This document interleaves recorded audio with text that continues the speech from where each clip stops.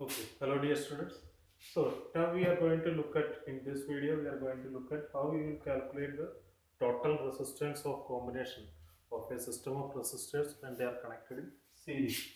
So here already we have discussed that combination of resistors that occurs in parallel and series combination. So here we are discussing the series combination of resistors.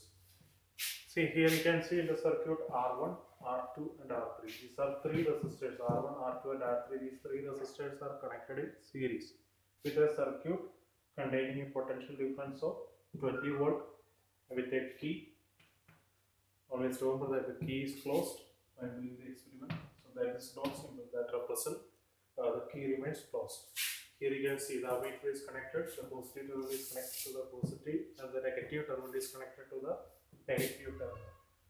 So similarly, instead of one voltmeter that we have seen in the last video, we are connecting three different voltmeters across these three resistors R1, R2 and R3. And we already seen that ammeter, the reading of ammeter irrespective of its position, even if it is here or in between R1 and R2 or between R2 and R3 or even here, the reading in the ammeter will remain the same. So here you can see, look at this circuit again. Here the potential difference is 20 volt. See the current that is flowing in the circuit that can be calculated uh, or it can be measured by using an ammeter or it can be calculated by using Ohm's law. What is Ohm's law? V is proportional to I. V is directly proportional to I or V is equal to I into R. Or similarly, if you substitute, you can calculate the current for your convenience. I have calculated. So current I is equal to V upon R. So the potential difference offered here is 20 volt, and the total resistance that is in a system of resistors when they are connected in series. So the total resistance of the system of resistors, that will be sum of the individual resistors. That means here in the total resistance of the circuit, that will be equal to R will be equal to sum of the individual resistors, that is R1 plus R2 plus R3. Here you can see R1 is 5 ohm, R2 is 10 ohm and R3 is 5 ohm. So when you add 5 plus 10, 50, 50 plus 5, 20. So here when you substitute the values in this equation, V is equal to I into R or I is equal to V upon R. So you will get 20 divided by 20, that is equal to 1 ampere. So even if you keep the ammeter over here or between here, R1 and R2 or R2 and R3, the ammeter reading remains the same. That means the total resistance of the circuit is 20 ohm. So that's why the current that is flowing in the circuit remains the same. So what is changing? So already we are seeing. So as you connect the voltmeter across R1 and if you change its position, take this ammeter, connect it voltmeter and connect it between the resistor R2, or if you take from here and if you connect it with across R3. So in these three different situations, the reading will be different. So let us calculate that for the first step. For V1, what will be the potential difference across this resistance R1? So that you can apply Ohm's law here. That is V1 will be equal to I into R1. So the total current that is flowing in the circuit is 1 ampere and resistance R1 that is 5 ohm. So the potential difference that will be measured across the resistor R1 will be 5 volt. Here you can see. If suppose if you connect a voltmeter at this point across, that means parallel with the resistor R1, the potential difference measured on this voltmeter will be 5 volt. So at the same time, see here the resistance is less, so the potential difference is also less. Or in a series circuit, current remains the same. That is a very important point. In a series circuit, current remains the same throughout the entire circuit. So when you come to the potential difference across the second resistor, this R2. So here what happens? V2 is equal to I into R2. Here what is I? Current remains the same, that is 1 ampere across the entire circuit. So V2 is equal to I, that is 1 R2. The value of R2 is 10 ohm.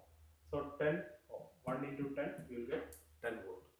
So that's the potential difference, that is potential fall that is happening across the resistor R2. And here you can see the third case, R3.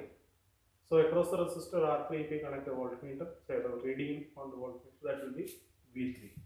Here you can calculate the value of V3 applying the Ohm's law, that is I into R3. So here the value of current will remain the same. As I told you earlier, the current in the series circuit remains the same. So because the electrons has to flow all through all these resistors. So the amount of current that is flowing, anyway it has to cross. There is no other alternative path for the current to go across or go across between the points X and Y. So the current remains same in the circuit. But what happens? The potential fall. There will be potential fall between as the electric current passes through each resistors. So later potential fall will be happening at the resistors which are connected, which is having high value. If the resistance is high, the value of potential fall will be also high. And similarly, you can see, look at the resistor R3. The value of R3 is 5 ohm.